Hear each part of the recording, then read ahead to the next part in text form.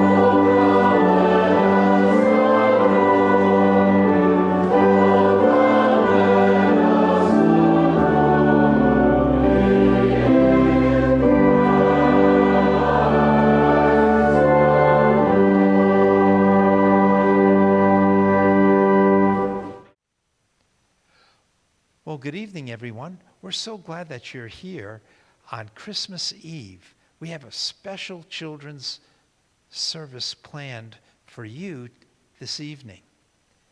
We're going to be reading a story. In fact, Mrs. McKeon is going to come and read the story for us called The First Christmas Night. Now, we hope that you have gone to our website to download and to color the pictures. You see, during the reading of the story, you're going to be asked to participate. You'll be able to hit your pause button and you'll be able to add your figure to the manger scene. Now remember, a manger is nothing more than a barn. I have for you these sheets that you can get from our website and download them, and they have dotted lines that shows you where to cut, all right? And there are several pages there along with some instructions as well.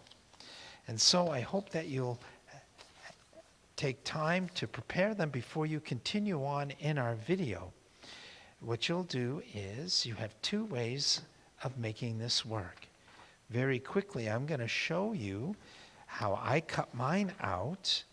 I chose to keep the tags around, and I'll show you why. You can see where I'm cutting on the dotted lines, okay? And we're going to get these quickly cut out so that you can then go ahead and color the picture. I happen to choose one of the three kings as my example. It's just one that happened to be on the top of my pile that I grabbed, and I'm just going to go around it really quickly. Now, I had a helper, Miss Sherry, help me cut these out and color these, and so they're already done, but I wanted you to see how you can cut right around them like this. And then you can color the little friend, the little king that we have here. In fact, I have one already colored. Okay? He's already colored. Now, you have two options of putting these on the manger. I like the 3D option, which means you leave these two pieces on either side and you get a piece of Scotch tape and you connect them in the back like so. And then when you do that, he'll stand up and you can put him right anywhere you want because you can move him. Now, if you prefer not to have the 3D model, if you want to, after you color him, you can simply snip these off like so. And then you can actually glue him right onto your manger wherever you would want him to be. You wouldn't have a 3D effect, but yet you'd have all of your characters by the manger or the stable. Okay? So, as we read the story, make sure you get all of your figures all colored, and if you want the 3D effect, get a little piece of Scotch tape and just tape the two little wings together, and then when it's time, you can set them wherever you want them and they'll stand up. Or you can just glue them down and have a two-dimensional scene. When Mrs. McKeon comes to the part in the story that asks you to go ahead and put the figure in the scene. So, Mrs. McKeon, would you come back now and begin reading the story for us? Hi friends, my name is Mrs. McKeon and today we're going to read the story, The First Christmas Night. The First Christmas Night by Keith Christopher.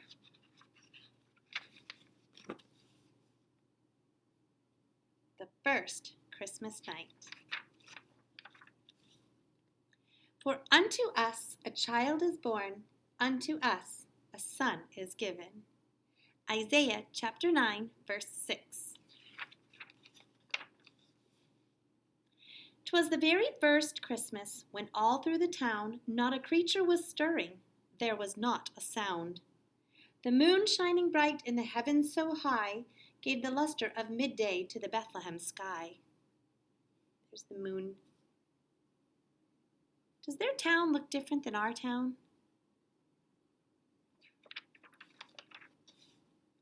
The animals were nestled in warm, cozy places with looks of contentment on each of their faces. Contentment? I wonder what contentment means. It means you feel kind of happy with what you have. The sheep feel content. The donkey feels content. The cow feels content, happy with what they have. Well, boys and girls, let's take our animals. We have a chicken, and we have the donkey, and we have a sheep, and we have a cow, and you can arrange them anywhere you want to put them in the stable or in the manger. Today we call it a barn. So I'm going to put my cow right there, and my sheep over here, and my chicken over here, and my donkey over back here. Okay? I wonder what yours looks like. And Mary and Joseph, so tired from the road, had just settled into a humble abode. They are sleeping in the barn. To a Bethlehem stable they had traveled with care. They knew that their baby would soon be there. Another name for a stable is a barn. They're sleeping in the barn. Well, Mrs. McKeon has just told us about Mary and Joseph, and so I have my Joseph and I have my Mary, and I'm going to put them right in the middle of the manger. There we go. And then, in the stable, a baby's first cry, peace on earth, goodwill, redemption is nigh. Baby Jesus was born in the stable, in the barn. I see a star in the sky. I wonder if that star is going to be important. Let's keep an eye out for that star. And so now the baby is going to be born. And so let's take your baby Jesus and put him with Mary and Joseph in the barn or in the manger. I'll move mine around just a little bit, just like you. I hope yours looks good. He had not a crib, but in a manger instead, the tiny new baby laid down his sweet head. Mary looked down at his cute little nose and silently counted 10 fingers and 10 toes. A manger? What is a manger? A manger is a feeding trough for animals. So they put hay in the place where the animals eat and used it as a bed for baby Jesus. Would you want to sleep in a manger?